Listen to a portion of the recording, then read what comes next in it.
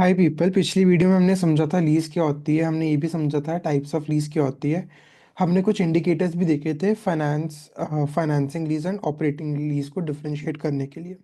मैंने आपको ये बात भी बताई थी कि ये इंडिकेटर्स इंपॉर्टेंट है क्योंकि एग्जाम में लीज का बहुत इंपॉर्टेंट और बहुत फेमस क्वेश्चन है कि आइडेंटिफाई करो कि ये ऑपरेटिंग लीज है या फाइनेंसिंग लीज है। लीज को एक बार हम वापस से रिवाइज करते हुए कुछ जर्नल एंट्रीज देखते हैं एंड फिर थोड़ा सा लीज के कॉन्सेप्ट को और समझेंगे। लीज, इसमें सबसे पहले तो दो पार्टीज का इन्वॉल्वमेंट है। मेन जो हमने देखा था, एक जो किराए पे सामान लेता है, एक जो किराए पे सामान लेता है, इसको हम बोलते हैं हमारा लेसी। ठीक है। और एक जो किराए पे सामान देता है, किराए पे सामान देता है, इसको हम बोलते हैं हमारा लेसर। ठीक है। तो ऑफ कोर्स लेसर अपना एसेट देगा और लेसी रेंट लेसी और लेसी लेसर को रेंट देगा। ठीक है। तो अभी हम बात कर रहे हैं फाइनेंसिंग लीज की। हम बात कर रहे हैं फाइनेंसिंग लीज की। तो लेसी क्या अपनी बुक्स ऑफ अकाउंट्स में रिकॉर्ड करेगा? उसके पास एसेट आया, asset account debit to lessor. ठीक है। लीज रेंट उसका एक्सपेंस है तो वो पे करेगा, lease rent account debit to lessor account. फिर अगली उसमें उसको वो पे कर देगा तो आ जाएगा lessor account debit to bank account. ठीक है। एसेट अकाउंट हमारा बचा बचा रहेगा, लेसर अकाउंट भी हमारा बचा रहेगा। लीज रेंट अकाउंट है, इसको हम क्लोज कर देंगे पीएनएल में भेज के। So PNL account debit to lease rent account. तो ये हमारी बेसिक जर्नल एंट्रीज होंगी। अब लेसर अपनी बुक्स ऑफ अकाउंट्स में कैसे रिकॉर्ड करेगा? मैंने लेसी को मेरा एसेट दिया, एसेट कम हो गया, लेसी डेबिट हो गया। Debit the receiver, credit the giver. फिर लेसी अकाउंट रेंट देगा तो रेंट इनकम होगी, तो रेंट अकाउंट। ठीक है। रेंट मिलेगा तो उसकी एंट्री होगी bank account debit to lessee account. And fourth होगी rent account debit to PNL. Rent को क्लोज करने के लिए पीएनएल की क्रेडिट साइड पे जाएगा क्योंकि ये हमारी इनकम है। ठीक है। तो ये थी कुछ बेसिक जर्नल एंट्रीज। अब हम फाइनेंस लीज के टॉपिक को अच्छे से समझते हैं। फाइनेंस लीज होता क्या है?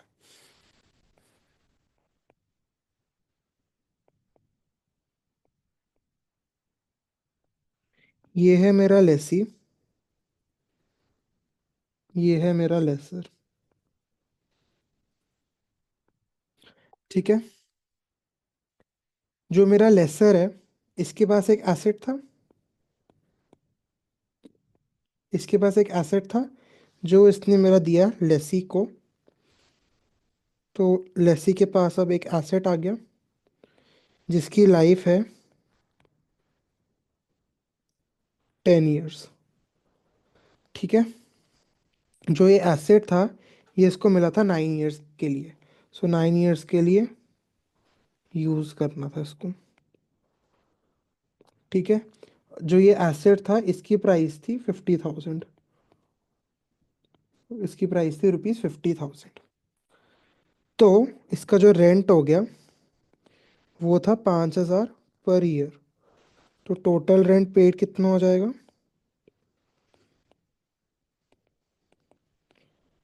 5,000 इंटू 9, ₹45,000। ठीक है। तो जब मैंने आपको ये पूरा कॉन्सेप्ट समझाया था, इसका मैं आपको बताया था कि जब लीज का टर्म खत्म हो जाता है तो लेसर लेसी को बोलता है कि आपने 9 साल यूज़ कर लिया, अब आगे भी आप ही यूज़ कर लो। मैं आपको बेच देता हूँ, जो भी मार्केट प्राइस होगी मैं आपको फेयर वैल्यू पे बेच दूंगा। मैं आपको एक गारंटीड वैल्यू पे दे दूंगा। जो गारंटीड वैल्यू होती है वो लेसी डिसाइड करता है। तो लेसी ने लेसर को एक वैल्यू बताई एसेट को खरीदने के लिए। लेसी ने एक वैल्यू बताई लेसर को इस एसेट को खरीदने के लिए। से उसने बोला कि ये जो एसेट है इसको मैं आपके 9 साल बाद 5,000 रुपये में खरीद लूंगा। तो जो ये वाली वैल्यू है हम इसको बोलते हैं गारंटीड गारंटीड रेजिडुअल वैल्यू। अगर कोई और हो या ना हो, इतना पैसा तो इसको मिल ही जाएगा। That is what is guaranteed residual value. मतलब कुछ भी ना हो तो 5,000 तो कम से कम इसको मिल ही जाएगा। 5,000 तो इसको कम ही मिल जाएगा। मार्केट में अगर इसकी वैल्यू हो, मार्केट प्राइस 7,000 हो उस वक्त, तो इसको तो मैं 5,000 में 5,000 तो कम से कम मुझे मिल ही जाएगा।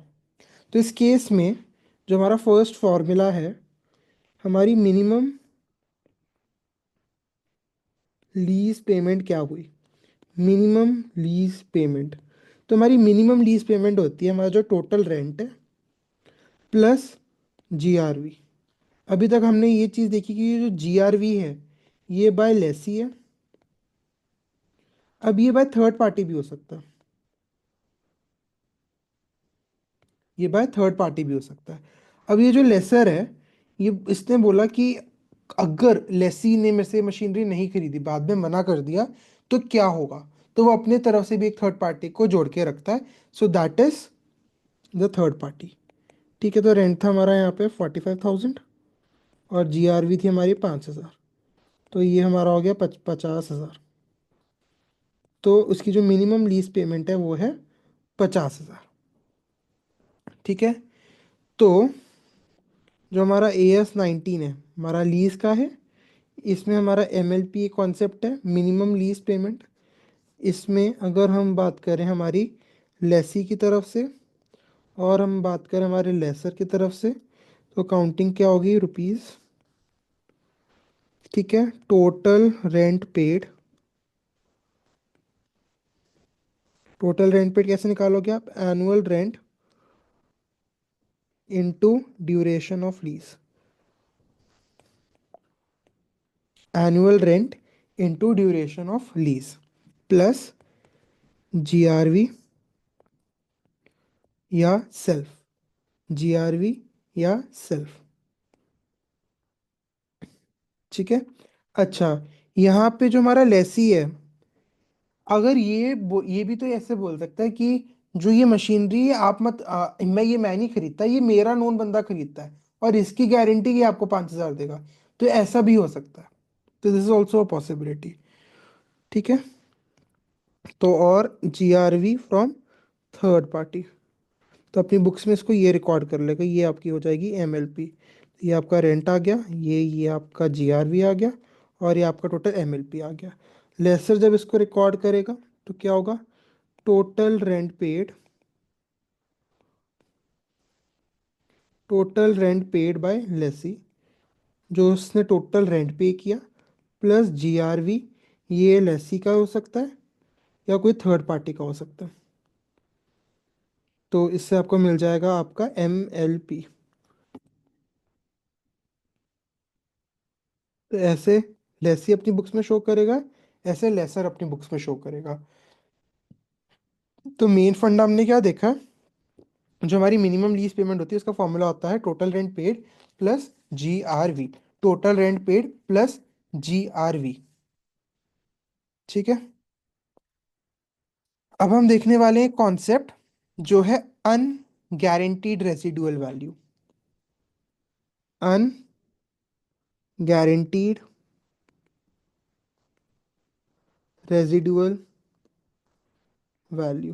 तो अब हम इसका कॉन्सेप्ट समझते हैं कि अनगारंटीड रेसिडुअल वैल्यू क्या होती है। ओके। तो अनगारंटीड रेजिडुअल वैल्यू समझने से पहले इसमें जो वर्ड है रेजिडुअल वैल्यू हम उसको समझते हैं। अब रेजिडुअल वैल्यू वो वैल्यू होती है, value of asset after the after the term of lease, value of asset after the term of lease, जिस प्राइस पे वो मार्केट में बिकेगा। The estimated fair value, the estimated fair value of the asset after the term of the lease. अब जो residual value होती है वो दो तरह की होती है। एक होगी आपकी guaranteed residual value, guaranteed residual value. एक हो गई आपकी अनगारंटीड रेजिडुअल वैल्यू। ठीक है। गारंटीड रेजिडुअल वो वैल्यू हो गई जो आपके लेसी या उसके बिहाफ पे किसी बंदे ने गारंटी की है, जो लेसी या उसके बिहाफ पे किसी ने गारंटी की है। ठीक है। तो ये आपकी हो गई गारंटीड रेजिडुअल वैल्यू। आपका ये यूजीआरएफ है, this is the non guaranteed, जिसके ऊपर कोई भी गारंटी नहीं है, नो गारंटी। ये आपको मिल भी सकती है, आपको नहीं भी मिल सकती। ठीक है। तो जो ग्रॉस इन्वेस्टमेंट का हमारा फॉर्मूला बनता है, ग्रॉस इन्वेस्टमेंट, एक टर्म आप देखोगे, gross investment, gross investment, gross investment in the lease it is the aggregate of MLP. ठीक है, it is the aggregate of, it is the aggregate of MLP under a finance lease. अभी हम किसकी बात कर रहे हैं, फाइनेंस लीज की बात कर रहे हैं। ठीक है। From the standpoint of the lessor, lessor के पॉइंट ऑफ व्यू से जो भी आपकी एमएलपी होगी, this is from the point of view of lessor and any unguaranteed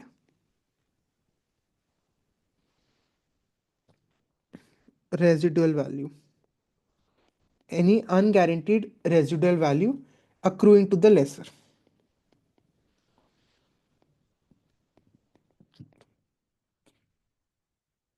तुम्हारा जो ग्रॉस इन्वेस्टमेंट है, हम किसके लिए निकालते हैं, ये हम निकालते हैं हमारे लेसर के लिए। ठीक है। ये क्या है, aggregate of MLP under financing lease according to my lessor. Lessor के लिए जो हमारा एग्रीगेट एमएलपी था वो क्या था, total rent received, total rent received या total rent paid by my lessee plus GRV, that is guaranteed residual value, plus UGRV, this is equal to gross investment. जो मेरा ग्रॉस इन्वेस्टमेंट है, that should be total rent received plus GRV plus UGRV. ठीक है। तो I hope आपको ये बात समझ आ गई कि ग्रॉस इन्वेस्टमेंट क्या होता है। ठीक है। एंड हमारा रेजिडुअल वैल्यू क्या होता है, जीआरएफ क्या होता है, यूजीआरएफ क्या होता है। ठीक है। ओके। अब हम एक बहुत इंपॉर्टेंट कॉन्सेप्ट समझेंगे इसमें, तो थोड़ा ध्यान से सुनना। तो फॉर एग्जांपल हम खड़े हैं साल 2023 में, हम खड़े हैं साल 2023 में, जहाँ पे हमारे पास एक लेसी है और हमारे पास एक लेसर है। लेसर ने एक एसेट था 50,000 रुपये का, उसको दिया रेंट पे। किसको दिया रेंट पे, लेसी को रेंट पे दिया, रेंट पे दिया। ठीक है। लेसी ने क्या किया, उस पे रेंट दिया ₹6,000 फॉर 10 ईयर्स। ठीक है। तो टोटल रेंट उसने दिया 60,000, एंड उसके बाद इसकी जो रेजिडुअल वैल्यू थी वो थी 3,000। तो आप इसमें देखो, जो आपका ग्रॉस इन्वेस्टमेंट था, ग्रॉस इन्वेस्टमेंट था वो कितना हो गया, 63,000 हो गया। तो आप क्या बोल सकते हो कि ये जो 13,000 रुपये था ये मेरा प्रॉफिट था। आप क्या बोल सकते हो 13,000 मेरा प्रॉफिट था, नहीं, आप इसको नहीं बोल सकते। क्यों, क्योंकि आज आपने 50,000 रुपये लगाए हैं, उस 50,000 की वैल्यू क्या उस वक्त भी उतनी ही है, नहीं, वो 50,000 की वैल्यू डेप्रिशिएट हो जाती है। से फॉर एग्जाम्पल, आप खड़े हो 2000 में, 2000 में एक ब्रेड थी, वो ब्रेड आती थी ₹10 पर पैकेट, 10 का पैकेट आता था ब्रेड का 2,000 में। ठीक है, 2000 में। 2023 में वही सेम ब्रेड का पैकेट ₹40 पर केजी, 40 पर पैकेट में आ गया। मतलब ये जो 30 रुपये है, इससे हमारा क्या हुआ है, हमारा रुपये डेप्रिशिएट हुआ है, रुपये की वैल्यू क्या हो गई, कम हो गई। जो सामान मुझे 10 रुपए में मिलता था कुछ साल पहले, आज वही सामान मुझे उसके लिए 40 रुपए देने पड़ रहे हैं। मतलब जो मेरा रुपी है वो हो गया डेप्रिशिएट। तो क्या ये जो 63,000 है और ये जो 50,000 है और ये जो मेरा 13,000 है, क्या ये इन्फ्लेशन लेवल को कॉम्पनसेट करता है? हमारा मेन एजेंडा तो वही है कि क्या ये मेरे इन्फ्लेशन लेवल को कॉम्पनसेट कर रहा है। यहाँ पे मैं देख रहा हूँ ₹10 और ₹40 की जो वैल्यू है वो तो सेम हो गई। आज की डेट में देखा जाए, 10 रुपए की जो वैल्यू है, जो 2000 में थी, आज उसी 10 रुपए की वैल्यू 40 रुपए है। आपने ये सुना होगा कि हमारे आपके जब दादा दादी बोलते थे कि हमारे जमाने में तो 5 रुपए पूरी किचन चल जाती थी, आज वही 5 रुपए की वैल्यू से 10,000 रुपए है। तो हम क्या बोल सकते हैं कि ये जो 50,000 था, इसकी वैल्यू 63,000 है। या जब हम उस 50,000 की वैल्यू निकालेंगे फ्यूचर में, हम जब उस 50,000 की वैल्यू निकालेंगे फ्यूचर में, तो क्या वो जो वैल्यू है वो उससे हमें कोई प्रॉफिट या लॉस कुछ मिल रहा है? तो हमारा मेन फंदा तो वही है। 50,000 तो ये ठीक है, ये 63,000 भी ठीक है, बट ये 63,000 हमें 10 साल बाद मिल रहा है। क्या ये हमारे इन्फ्लेशन लेवल को कॉम्पनसेट कर रहा है? अगर ये हमारे इन्फ्लेशन लेवल को कॉम्पनसेट कर रहा है, ठीक है, अगर इसके बाद भी हमें प्रॉफिट आ रहा है, तब मेरे लिए फायदेमंद है एक एसेट को लीज पे देने के लिए। अगर नुकसान मेरा हो रहा है तो मैं क्यों दूंगा? मैं तो ये देखूंगा कि जो मुझे पैसा फ्यूचर में जाके मिलने वाला है, कि क्या वो मेरे इन्फ्लेशन लेवल को भी कॉम्पनसेट करता है। सिर्फ फॉर एग्जाम्पल, एक साल बाद जो आपका प्रेजेंट वैल्यू, हमें हमें हमारा एजेंडा क्या है? हमें 63,000 पता ही है हमें कब है, ये हमारी फ्यूचर वैल्यू है, हमें फ्यूचर में इतना पैसा मिलेगा। हम आज उसकी प्रेजेंट वैल्यू निकाल लेते हैं। हम जब उसकी प्रेजेंट वैल्यू निकालेंगे तो हमें पता चल जाएगा कि क्या ये हमारे इन्फ्लेशन लेवल को कॉम्पनसेट कर रहा है। से 6,000 है, मेरी प्रेजेंट वैल्यू है 0.9। अगर मैं एक साल बाद 6,000 रुपये दूंगा, अगर मैं एक साल बाद 6,000 रुपये दूंगा, तो आज उसकी क्या वैल्यू है? आज उसकी वैल्यू है 5,400। मतलब अगर मैं आज 5,400 रुपीज दे रहा हूं, इसका ये मतलब है कि अगले साल मैं इसके 5,400 के बदले 6,000 रुपये दूंगा। मैं वापस से रिपीट कर रहा हूँ, मैंने आपको ये बोला कि ये जो 6,000 है ये आज की वैल्यू है। मतलब अगर मैं आज 5,400 दे रहा हूँ किसी बंदे को किसी काम के लिए, अगले साल उसी बंदे को मैं उस सेम काम के लिए 6,000 रुपये दूंगा। ठीक है, ये फर्स्ट ईयर हो गया मेरा। ये मेरा सेकेंड ईयर निकाल लेता हूँ। सेकेंड ईयर में मेरा इन्फ्लेशन का रेट था, प्रेजेंट वैल्यू मैंने लगाई 0.8, तो मेरा 4,800। मतलब अगर आज मैं किसी को 4,800 दूं किसी काम के लिए, 2 साल बाद उसी काम के लिए मैं उसको दूंगा 6,000 रुपये। थर्ड ईयर लगा लो, थर्ड ईयर में मैं 6,000 दूंगा। अब ये मेरा 0.7 था, 4,200। मतलब अगर आज मैं किसी बंदे को 4,200 दूंगा किसी काम के लिए, तो 3 साल बाद मैं उसको 6,000 रुपये दे दूंगा उसी सेम काम के लिए। ठीक है, अब मैंने 18,000 दिए, तो अगर मैं आज किसी को 14,400 रुपये देता हूँ, 14,400 रुपये देता हूँ, तो उसकी वैल्यू 18,000 है। ये मेरी प्रेजेंट वैल्यू है, ये मेरी फ्यूचर वैल्यू। फ्यूचर में मैं जब मैं 18,000 दूंगा, उसका ये मतलब है प्रेजेंट में आज की डेट पे मैंने 14,400 रुपये दिए। अच्छा, अब हमें कैसे पता चलेगा कि हमारी क्या इन्वेस्टमेंट है वो प्रॉफिटेबल है या लॉस में? अगर sum of present value is more than my investment,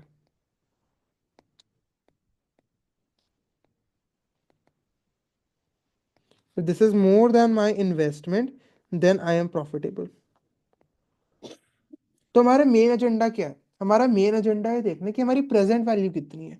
अगर मुझे 63,000, अगर मुझे 63,000 10 साल बाद मिलने वाला है, उसके आज की डेट में क्या प्रेजेंट वैल्यू है? अगर उसके आज की डेट पे प्रेजेंट वैल्यू मेरी इन्वेस्टमेंट से ज्यादा है, तो I am in a situation of profit. तुम्हारा मेन फंदा ये है। ठीक है, तो आज हमने समझा कि हमारा इन्फ्लेशन लेवल क्या होता है, हमें इन्फ्लेशन लेवल को क्यों कॉम्पनसेट करना है।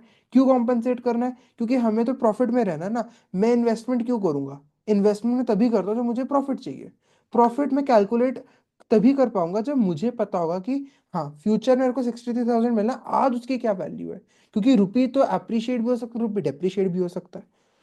ठीक है, फिर हमने ग्रॉस इन्वेस्टमेंट समझा। ग्रॉस इन्वेस्टमेंट क्या होता है? It is the aggregate of MLP under financing lease. ठीक है, plus unguaranteed residual value. Residual value हमने देखा, it is the estimated fair value of the asset after the term of the lease.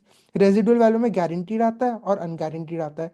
Guaranteed जो लेसी ने guarantee कर दिया, उसके behalf पे किसी ने कर दिया। हमने अकाउंटिंग ट्रीटमेंट देखी एमएलपी की, ठीक है, और हमने कुछ जर्नल एंट्रीज देखी। तो this was the agenda of our today's class. हमने समझा कि लीज की अकाउंटिंग हम किस किस तरीके से करते हैं, हम क्या क्या इस चैप्टर में सोच सकते हैं। अगली क्लास में हम एक इसका न्यूमेरिकल करेंगे, ठीक है। न्यूमेरिकल करने का तो आपको ऑल दो मोर चीज़ें क्लियर हो जाएंगी कि क्या है। तो thank you so much guys, I hope आपको ये चीज़ समझ आई हो।